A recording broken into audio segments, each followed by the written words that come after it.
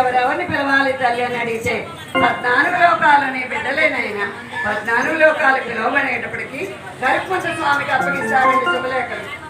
జై మహావీర గరుత్మంత స్వామికి, గరుడాలి వాళ్ళకు, గరుడాలి వాళ్ళకు.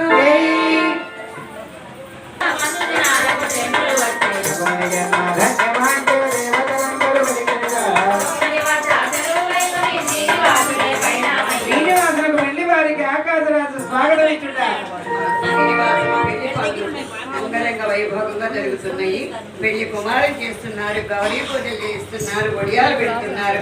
మా ఆడవాళ్ళ వరకు వచ్చి ఒడియాలు పెట్టి వెళ్ళండి. అవి అక్కడ